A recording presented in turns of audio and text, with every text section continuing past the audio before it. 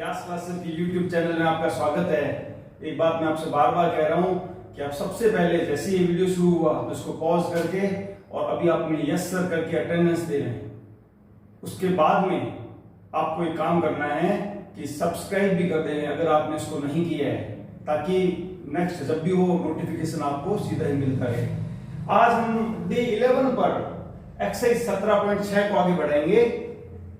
कुछ आगे बढ़े उससे पहले ज्ञान की बात करें। Practice makes a man perfect. करत करत अभ्यास जड़मति होत सुजान, रसरी आवत जावते सिल पर परत निशान। मतलब जब अभ्यास करते हैं तो निश्चित तौर से सफलता मिलती है। जैसे कुएं के ऊपर जो शिला होती है, तो जब उस पर रस्सी बार बार घिसती है और पानी बाहर निकलता है तो रस्सी हर बार घिसती है, तो उस ठोस शिला पर भी निशान पड़ जाता है। यानी कि हमारे यहाँ पर ये जो शिला है, हमारा जो माइंड है, इस पर निश्चित तौर से निशान बनेगा अगर हम बार बार प्रैक्टिस करें। आज ये बात मैं विशेष तौर से इसलिए ले रहा हूँ क्योंकि हम यहाँ मैथ का डिस्कशन कर रहे हैं। मैथ में ये बहुत महत्वपूर्ण है कि जो मैं आपको सवाल करने को दूं, आप उनके निश्चित तौर से प्रैक्टिस करें। रोज के 6 से 8 सवाल अगर आप निकालेंगे तभी आप आगे बढ़ पाएंगे। इसीलिए कहा जाता है प्रैक्टिस मेक्स अ मैन। बच्चों, जैसा कि मैंने आपको कल बताया था, ये जो प्रश्नावली है वो 17.6 नाम से दी गई है। 17.5 प्रश्नावली को शिक्षा विभाग ने नए कोर्स के अंतर्गत हटा दिया है। अब 17.5 है, उस तरह कुछ भी नहीं लिखा हुआ है, वो प्रश्नावली उपलब्ध नहीं है, इसलिए आप कंफ्यूज ना हो। कल मैंने जो 17.5 लिखा था उसको आप 17.6 ही पढ़े। 17.5 भारित माध्य संबंधी प्रश्नावली हुआ करती थी और उसको राज्य सरकार ने इस साल के सिलेबस से और पिछले साल ही उस सिलेबस से हटा दिया था। अब आप देखें, कल हमने 17.6 किया था, तो 17.6 में उदाहरण 1 किया था और उस पैटर्न को मैंने प्रश्न 1 और विविध का प्रश्न नंबर 6 दिया था। फिर हमने उदाहरण 2 भी किया था और उसी पैटर्न में प्रश्न नंबर 2 और विविध का प्रश्न नंबर 7 दिया था। और प्रश्न नंबर 2 कुछ अलग पैटर्न का है, इसलिए उसको मैं आपको करवा रहा हूं और माध्यक 17.6 मानते हुए आज हम क्लास को आगे बढ़ाएंगे।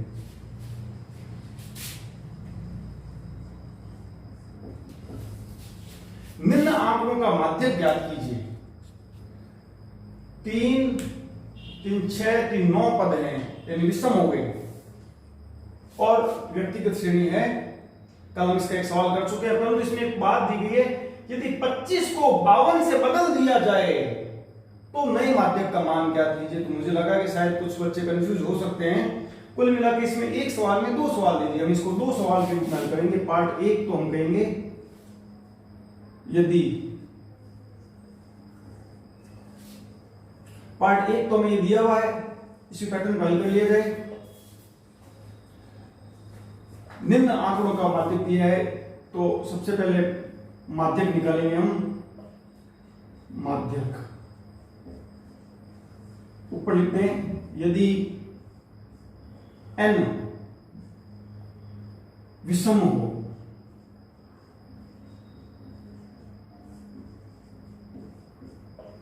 यदि n विषम हो तो माध्यक m बराबर क्या होगा।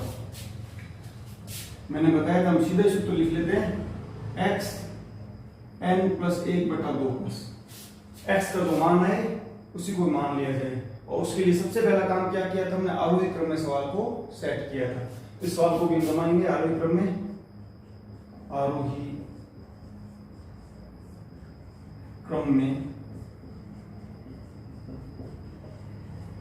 लिखने पर क्रम संख्या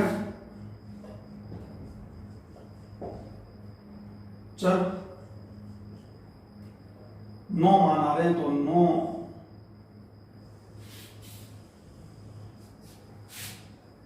9 क्रम बन जाएंगे। 1, 2, 3, 4, 5, 6, 7, 8, 9।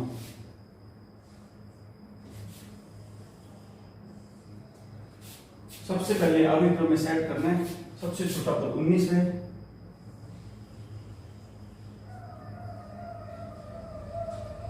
निशान लगाते चले जो होता चला जाएगा। उसके बाद 25 आता है। 25 के बाद अगर आप देखें तो 30 है, और 30 के बाद 31 है, 31 के बाद 32 है। 30, 31, 32, 30, 31, 32। उसके बाद बड़ा पद देखें तो 35 है। 35 के बाद में 48 है, फिर 51 है, फिर 59 है। तो 48, 51, 59। माध्यक m जब n विषम हो तो माध्यक n बराबर x n प्लस 1/2। यहाँ n कितना है, हमारे पद कितने हैं 9, तो 9 प्लस 1/2 x, यहां हम लिख लें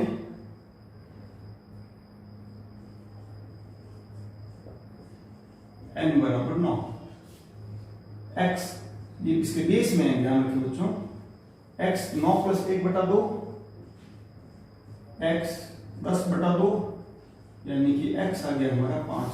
पांचवें पद का जो मान होगा वही इसका उत्तर होगा। तो माध्यक m बराबर आ गया 32।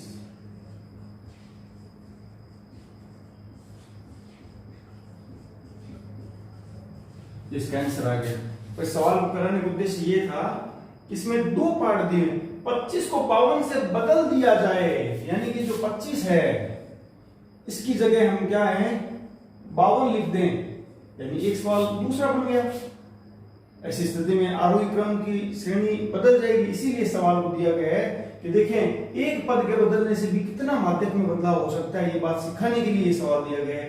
तो यहाँ 25 से 52 यानी आंकड़ा बदल जाने से आरोही क्रम की श्रेणी बदलेगी, तो क्या चेंज आता है वो हम देखेंगे। ये हम इसका सेकंड पार्ट देखते हैं बच्चों। समय खराब नहीं इसलिए मैंने सीरीज को लिख के सेट कर दिया है। आप देखें अब नई सीरीज ये बन गई, पुरानी थी और इससे बदल के नई सीरीज ये बन गई। इसी सवाल का सेकंड पार्ट हो रहा है।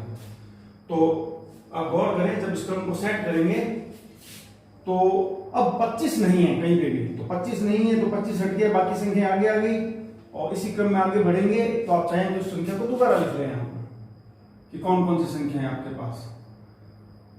तो 25 को बदलकर 52 कर दिया है तो 19, 52, 59, 48, 35, 31, 30, 32, 51। तो अब इसको दोबारा से आरोही क्रम में सेट किया हमने, तो हमने देखा 52 अब 8 नंबर पे चला गया और अब ये नई सीरीज हमें प्राप्त हो गई है। यहां हम माध्यक निकालेंगे तो सूत्र तो सेम रहेगा क्योंकि n तो सेम ही है, 9 ही। 9 प्लस 1/2 x 10/2 5। परंतु अब जो पांचवा पद है वो क्या आ गया 35, जबकि पहली सीरीज के अकॉर्डिंग उत्तर 32 था। अब उत्तर बदल करके क्या हो गया 35 हो गया। तो संख्याओं का क्रम बदलने का इतना बड़ा महत्व है माध्यक में, ये बहुत इंपॉर्टेंट बात है। यहां x5 हमने देखा 35 है तो 35 आ गया। ये हमारा प्रश्न नंबर 2 हो रहा है। मुझे लगा कि थोड़ा अलग टाइप का है इसलिए मैंने खुद नहीं आपको करवा दिया है। 17.6 आगे बढ़ाते हैं। ये एक बहुत ही परफेक्ट पैटर्न है जो मैंने आप लोगों के लिए बना दिया है। आप लोग ध्यान रखें बच्चों, विविध आपकी साथ साथ हल हो रही है और आपको पता भी नहीं लगेगा। जब प्रश्नावली खत्म होगी तो 80% से ऊपर विविध हो चुकी होगी। यहाँ उदाहरण 3 जो है 17.6 का पैटर्न हमने देखा ऊपर। पैटर्न कौन सा है उदाहरण 3, अज्ञात पद संबंधी पैटर्न है और इसके संबंधित कोई और अभ्यास प्रश्न नहीं है किताब में, तो हम सिर्फ उदाहरण 3 ही करेंगे। देखिए आरोही क्रम में व्यवस्थित चर मान निम्नानुसार है। आरोही क्रम में व्यवस्थित यानी पहले से ही आरोही क्रम में व्यवस्थित करके दे दिया, ये तो सुविधा उसने दे दी। ये चीज हमें दी हुई है, गौर करने वाली बात है। जब अज्ञात पद होगा तो दूसरी चीज दी हुई होगी।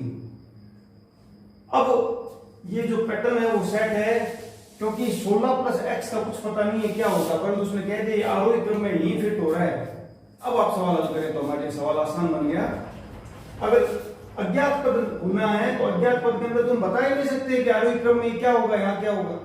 x तो कुछ भी हो सकता है, परंतु उसने सीरीज को पहले ही सेट करके दिया कि आरोही क्रम की सीरीज तो यही है। अब आप इसको हल करें। यदि माध्यक 18 हो तो x का मान ज्ञात कीजिए। तो हम लिखेंगे माध्यक m। सबसे पहले तो देख लिया जाए कि कितने पद हैं इसमें, 8। तो हल यहां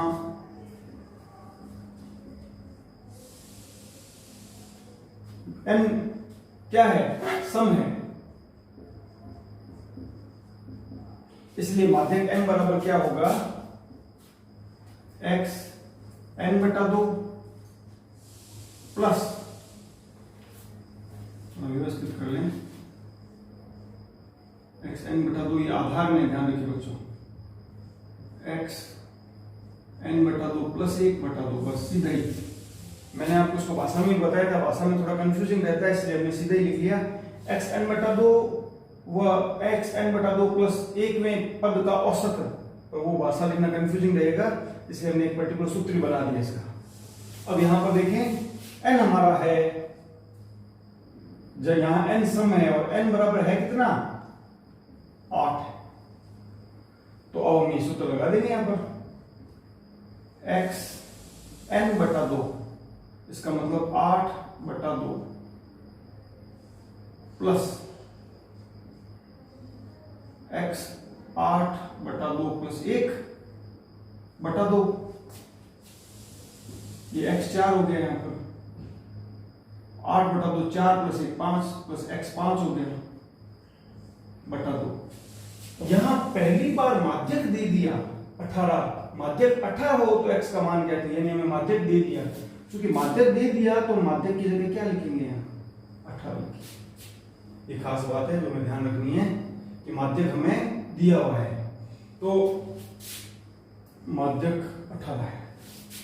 अब x4 कितना है देख लें, यहां से क्रम सेट करें तो ये x1 है, ये x2 है, ये x3 है, ये x4 है, ये x5 है, ये x6 है, ये x7 है और ये x8 है, समझने के लिए ये। तो 4 और 5 है, 16 और 16 प्लस x, यहां लिखिए 16 और 16 प्लस x बटा 2, और टोटल कितना दे रखा है हमें, 18 माध्यक। तो चूंकि एक बार फिर से हम ये देख पा रहे हैं यहाँ पर कि पहली बार इस सवाल में अज्ञात पद होने के कारण एक समीकरण बन गई है, ये तो वज्रगुणा होगी इसकी। जब भी कभी समीकरण बन जाए तो ऐसी स्थिति में हमें या लगाना चाहिए। गौर करें बच्चों, ये या का चिन्ह होता है, मैं बार बार ये समझा रहा हूँ, ये बराबर का चिन्ह है तो ये या का चिन्ह है, तो यहाँ पर हर हाल में या का चिन्ह लगेगा, बराबर चिन्ह यहाँ लगेगा जबकि या का चिन्ह यहाँ लगेगा। 18 बराबर ये आ गया। अब देखें अंक गणित के ऊपर जोड़ लें, 16 16 32 प्लस x, और ये देखें वज्र गुणा हो जाएगी यहां पर 18 इंटू 2। अब आगे यहां देखते हैं सवाल, 36 इक्वल टू 32 प्लस x, क्योंकि बराबर लगा हो तो यहां हमें यह लगाना पड़ेगा। अब अगर मैं x का मान निकालना चाहूं तो 36 माइनस 32 बराबर x, यहां का चिन्ह लगा रहने दें, तो 4 बराबर x। तो x का मान बच्चों क्या है हमारे लिए, क्या बहुत ही आसान सवाल है, परंतु इस बात को हमें समझना पड़ेगा। इस सवाल के अंदर माध्यक दिया हुआ है जबकि ये पद नहीं दिया हुआ है, और ये मैंने बाद में लगाए, यहाँ लगे हुए नहीं है, बाद में लगाए समझाने के लिए कि x चौथा पांचवा कौन सा हो सकता है, तो चौथा ये है और पांचवा ये है, चौथा ले लिया पांचवा ले लिया। जैसे सवाल हल किया तो उत्तर है x बराबर 4। बच्चों हम 17.6 को काफी हद तक हल कर चुके हैं। अब सिर्फ एक ही पैटर्न बचता है। इस पैटर्न को किताब में उदाहरण एक ही नाम दिया गया है, पर पेज नंबर 282 पर है। हम दूसरे शब्दों में आप इसको ऐसे देख लेना कि माध्यक में दो पैटर्न 17.6 में है, पहला व्यक्तिगत और दूसरा अवर्गीकृत। तो अवर्गीकृत का उदाहरण एक कहा है मैंने, तो अवर्गीकृत का उदाहरण एक देखना चाहिए, पेज नंबर कौन सा हुई हो, वैसे हम पेज नंबर लगाकर आपको भेजेंगे। तो यहां पर पहली बार माध्यक के अंदर हमने देखा अवर्गीकृत, जबकि समांतर माध्य में भी हमने देखा था कि सिर्फ x दिया हुआ व्यक्तिगत, उसके बाद अवर्गीकृत और फिर वर्ग अंतराल वाला, और इसी पैटर्न पर माध्यक भी होगा। तो माध्यक में हमने एक पैटर्न हल कर लिया और दूसरा पैटर्न हम कर रहे हैं, देखेंगे इसमें क्या मेथड लगता है। तो जब अवर्गीकृत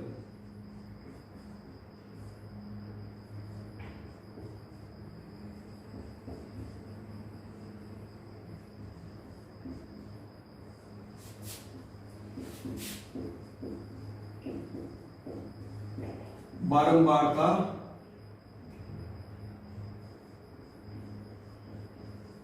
श्रेणी बी हो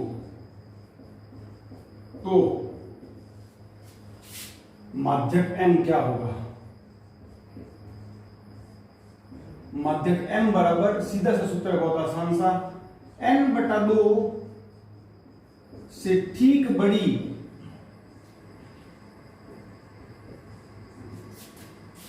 CF, इंग्लिश में इसको क्यूमुलेटिव फ्रीक्वेंसी बोलते हैं, संचयी बारंबारता,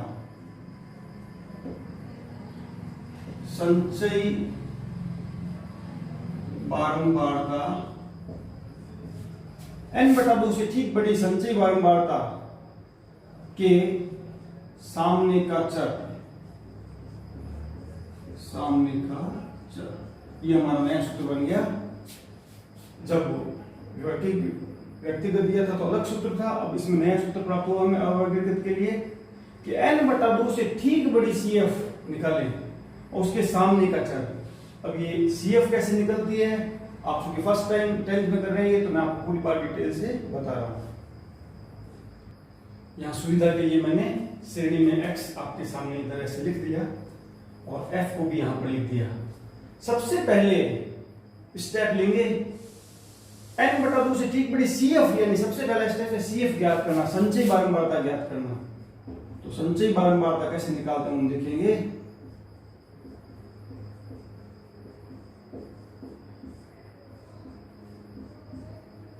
ये देखें 8 का 8 आ गया, 8 और 10 18। पहला पद तो जो f है वही रहेगा संचयी बारंबारता में। अगला पद 8 में से क्रॉस में ये जुड़ जाएगा, 8 और 10 18, 18 में क्रॉस में जुड़ेगा, 18 और 10 29 आ गया, 29 में 16 जोड़ा तो ये 16 आराम जोड़, 29 और 16 जोड़ा तो 45 आ गया। फिर 45 में 20 जोड़ दिया तो 45 में 20 जोड़ा तो 65 आ गया। फिर 65 में 25 जोड़ दिया तो 65 में 25 जोड़ा 90 आ गया। फिर 15 जोड़ दिया तो 105 आ गया और फिर 9 जोड़ दिया तो 114 आ गया। 114 में 6 जोड़ा तो 120 आ गया। तो हमने ये संचयी बारंबारता यहां निकाल ली। तो संचयी बारंबारता निकालने के बाद हमें n से ठीक बड़ी, यानी n सही है, हमने आपको पहले भी बताया था कि सिग्मा f को ही n कहते हैं। तो सिग्मा f हम निकालते हैं, उसको ही दूसरे शब्दों में क्या बोलते हैं, कैपिटल N बोलते हैं, इससे कंफ्यूज नहीं होना है हमें। तो आप सिग्मा f निकाल लें, 9 6 15 5 20 5 25 9 34 6 40 4 5 6 7 2 9 2 11 1 12 120 आ गया। ये आ गया n, कैपिटल N आ गया हमारा 120। गौर करें बच्चों, CF का योग का अंतिम मान और सामान्यतः और सिग्मा f दोनों एक ही होता है। अगर कभी ऐसी गलती हो जाए तो आप समझ लेना कहीं ना कहीं आपका सवाल गलत है, यह चेक करने का एक तरीका है।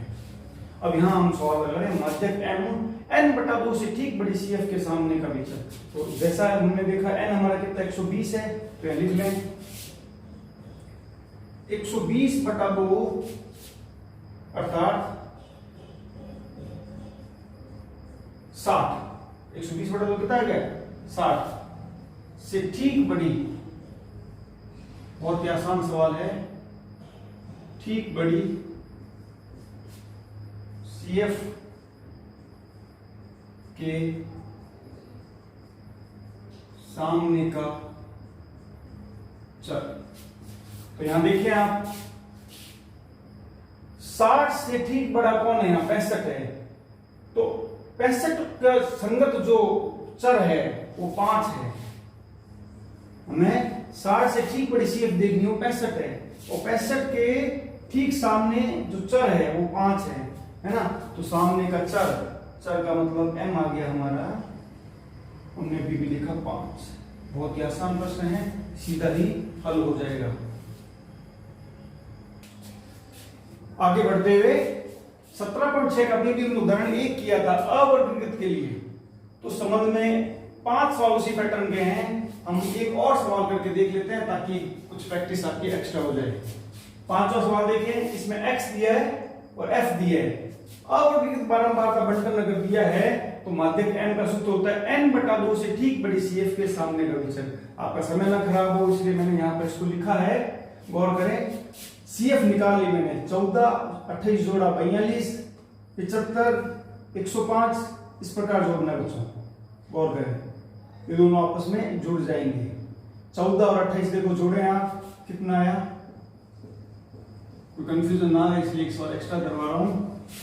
42 और 33 जोड़ लें तो 42 है, देखो 42 लिखा हुआ है। 42 और 33 जोड़ लें तो CF में किसी प्रकार का कंफ्यूजन नहीं होना चाहिए, बहुत आसान है। 75 आया और 75 में 30 जोड़ लें, यानी विकर्ण भी इस प्रकार पैटर्न से डायगोनल भी जुड़ेंगे। 105 में 75 में 30 जोड़ना है तो 105 आ गया। इसी पैटर्न के सारे जुड़ते चले जाएंगे।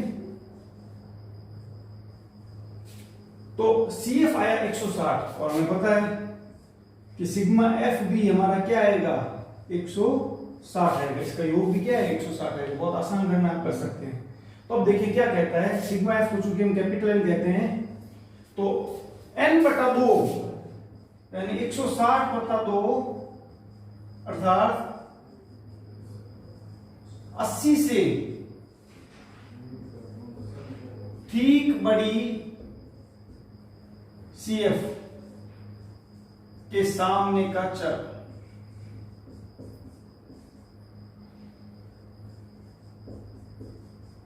गौर करें बच्चों, 80 से ठीक बड़ा, 80 से ठीक बड़ा कौन है? 105।